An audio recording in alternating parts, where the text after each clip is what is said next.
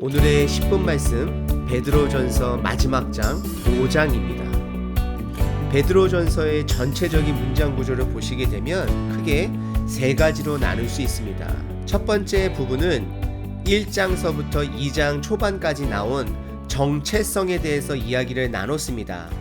정체성 하면 여러분들 떠올리시는 단어가 있으셔야 합니다. 뭘까요? 바로 나그네라고 저희들에게 말씀해 주셨습니다. 이 땅의 목적을 가지고 살아가는 자들이 아니라 하늘나라 백성으로 하늘의 소망을 품고 살아가야 한다라고 말하고 있었습니다.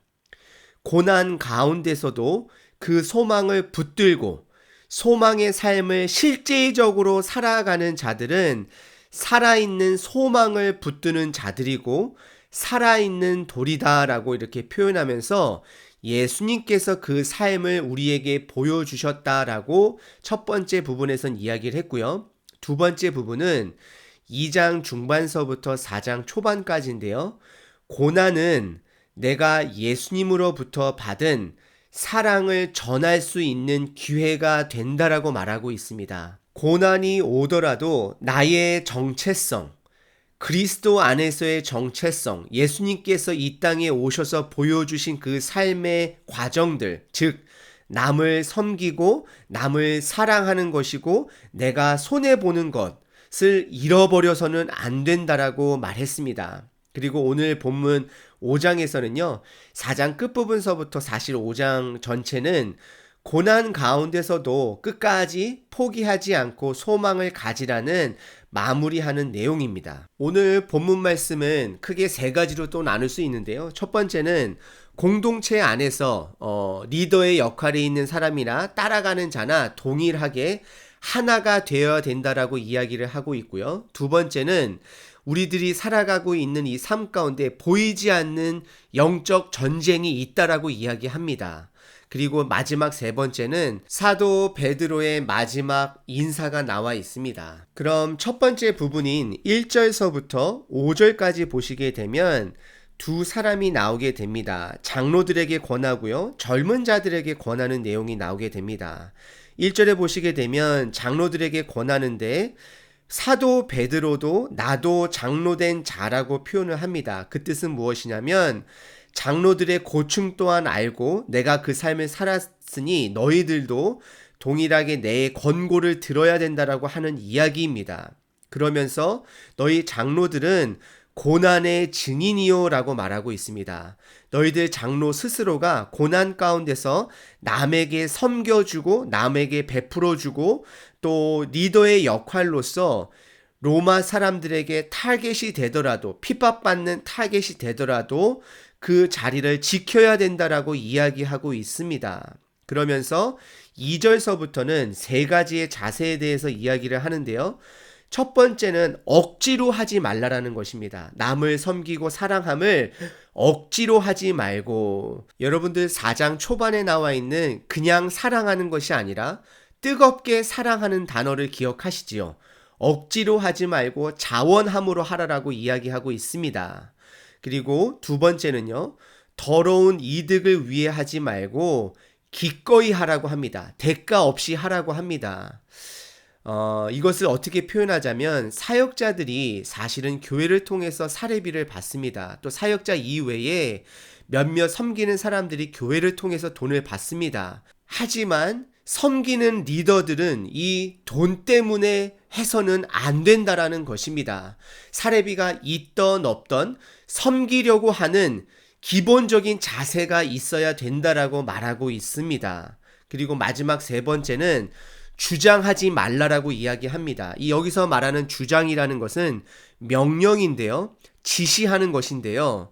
그 당시 문화를 보시게 되면 주인과 노예가 존재했었고 로마 시민권자들에게는 혜택이 있었고 로마 시민권이 없는 자들에게는 부당함이 있었습니다. 하지만 그런 문화 가운데서도 너희들이 습관적으로 높은 자리에 있다라고 명령하지 말고 본을 보여야 된다라고 이야기하고 있습니다. 이것은 삶으로 먼저 실천해야 된다라고 이야기하고 있습니다. 그 당시 문화로 본다면 가장 먼저 세상으로부터 핍박받는 본을 보여주고 그 핍박 가운데서도 세상을 향해 사랑을 보여줄 줄 아는 그러한 사람이 되어야 된다라고 리더들에게, 장로들에게 이렇게 권면하고 있습니다.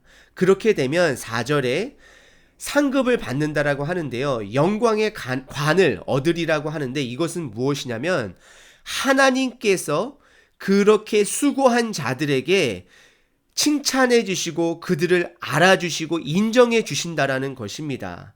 여러분들 지금 이것이 얼마나 큰 것인지 저희들이 몸으로 깨닫지는 못하지만 이 땅에서도 여러분들 미국의 대통령이, 한국의 대통령이 청와대나 백악관에서 여러분들의 노고를 치하해서 상장을 수여하고 한다라면 그 영광은 큰 것입니다.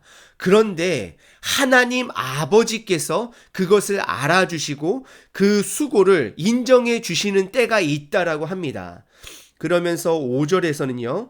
젊은 사람들에게는 순종하라고 이야기를 하면서 겸손함으로 허리를 동이라고 이야기를 하고 있습니다. 결국에는 로마 시대에 널리 퍼져 있는 상하관계, 하이아키 시스템에서 살지 말고 믿는 백성으로서 높은 자는 본을 보여주고 섬기고 낮은 자는 기꺼이 겸손함으로 따라가는 그러한 하나됨의 마음을 품으라고 사도 베드로가 권면하고 있습니다.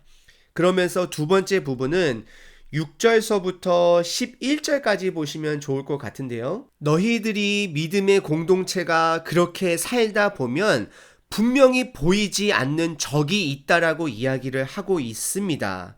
8절에 보시게 되면 근신하라 깨어라 너희 대적 마귀가 우는 사자와 같이 두루 다니며 삼킬 자를 찾는다라고 이야기하고 있습니다. 그러면서 9절에 너희의 믿음을 굳건히 하게 하면서 그들을 대적하라고 이야기하고 있습니다. 대적하라고 하는 것은 싸우라는 것이지요. 여기서 말하는 싸움의 대상은 사람이 아닙니다. 믿는 자들을 핍박하는 로마의 사람들도 아니고 외부의 사람들도 아닙니다. 사도 베드로는 외부로부터 핍박을 주는 대상들에게 순종하라고, 그들을 악으로 갚지 말고 사랑으로 순종하라고 권면했습니다. 여기서 말하는 대적이란 오늘 본문 말씀에서는 대적 마귀라고 표현을 했는데요. 우리가 싸워야 될 대상이라고 이야기를 하고 있는데 이것은 엄연히 이야기하자면 우리 안에 있는 또 다른 우리의 모습입니다. 육적인 생각으로 가득 찬 우리의 영혼인 것입니다. 사도 베드로는 너희의 믿음의 공동체가 함께 서로 사랑하며 살다 보면 또 세상으로부터 핍박을 주는 사람들에게 섬기고 살다 보면 너희 마음속에서 스멀스멀 올라오는 너희들의 육신의 생각들이 있는데 그것들에서부터 싸워야 된다라고 이야기하고 있습니다. 그러면서 6절에서는 그러므로라고 시작을 하면서 세 가지에 대해서 이야기를 하고 있는데요. 첫 번째는 겸손해야 된다라고 이야기하고 있습니다. 왜 겸손해야 될까요? 겸손하지 아니하면 하나님의 인도하심이 보이지가 않습니다. 나의 라지컬적인 인도함이 보이게 되고요. 나의 잣대가 자꾸 드러나게 되고요. 그런데 겸손하다 보면 하나님께서 인도해 주시는 것이 보이게 되고 그것에 순종할 수 있는 시간과 여유가 있는 것입니다. 우리는 겸손해야 되는 것입니다. 그리고 두 번째는 정신 차리라고 이야기하고 있습니다. 왜 정신을 차려야 할까요? 정신을 차리지 아니하면요, 우리들은 우리들의 이득을 위해서 내 삶의 방향성이 흔들린다는 것입니다.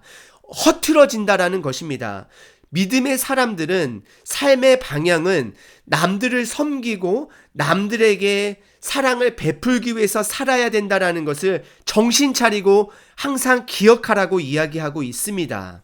저의 개인적인 삶에서도 최근에 정부로부터 지원금을 받았을 때에 제가 정신을 차리지 않았을 때는 이것을 통해서 내가 원하는 것을 무엇을 살까, 우리 가족에게 원하는 것을 무엇을 해줄까라고 생각을 했는데 정신을 차리고 보면 이것을 통해서 어떻게 남을 위해서 쓸 수 있을까라고 고민하게 되는 것입니다. 그리고 세 번째는 마귀를 대적하는 삶입니다. 다시 한번 여러분들 말씀드리겠습니다. 우리가 대적해야 되는 대상은 우리를 핍박하는 자들도 아니고 주변에 있는 사람들도 아닙니다. 바로 여러분 안에 있는 하나님이 함께 하지 않는 생각들입니다. 그런 생각에 여러분들 대적하셔야 되고 싸우셔야 합니다. 그러면서 마지막 부분은 12절서부터 14절까지인데요. 사도 베드로가 실로아노라는 사람을 통해서 편지를 쓰고 있다라고 이야기를 하면서 13절에 너희들은 택하심을 받은 사람들인데 바벨론의 안에서 사는 사람들이다라고 이야기하고 있는데, 그 당시에 바벨론이라고 하는 것은 로마를 속칭하는 단어이고요. 지금 현대로 이야기하자면 예수님께서 보여주신 삶의 방향과 반대되는 문화가 바로 현대의 바벨론인 것입니다. 개인적으로 두 가지를 추려봤는데요. 첫 번째는 예전이나 지금이나 물질을 우선시하는 물질 만능 사회인 것입니다. 그리고 두 번째는 이 시대는 너무나도 가면 갈수록 개인적인 이기주의 성향이 점점점 더 강해져 가고 있습니다. 그래서 이제는 저희들이 공동체 중심이 아니라 나의 중심에서 교회를 바라보고 나의 중심에서 예수님을 바라보다 보니까 하나님께서 말씀하신 공동체 안의 사랑, 희생, 헌신, 손해보는 그런 모든 행동들이 무의미하게 여겨질 때가 참으로 많습니다. 여러분들 베드로전서를 다 살펴봤는데요. 베드로전서에서 말하는 정체성, 나그네를 이야기하고 고난 가운데서도 내가 남을 섬기고 사랑하는 것을 포기하면 안 되고, 세 번째, 영적인 전쟁이 있다라는 것을 기억하시기를 바랍니다. 개인적으로 부탁 한 가지 드리겠습니다. 베드로전서 전체를 통해서 하나님께서, 성령님께서 성경 말씀 베드로전서를 통해서 여러분들에게 주신 깨달음, 가장 마음에 와닿는 깨달음 한 가지를 밑에 커멘트 섹션에 남겨주시면 감사하겠고요. 아니면 이메일이나 카톡으로 내용을 보내주셔도 감사하겠습니다. 그럼 여러분들 오늘 하루도 영적인 전쟁 가운데 있다라는 걸 기억하시고 남을 사랑하시고 섬기시는 삶을 살아내시는 저 여러분 되시기를 바랍니다.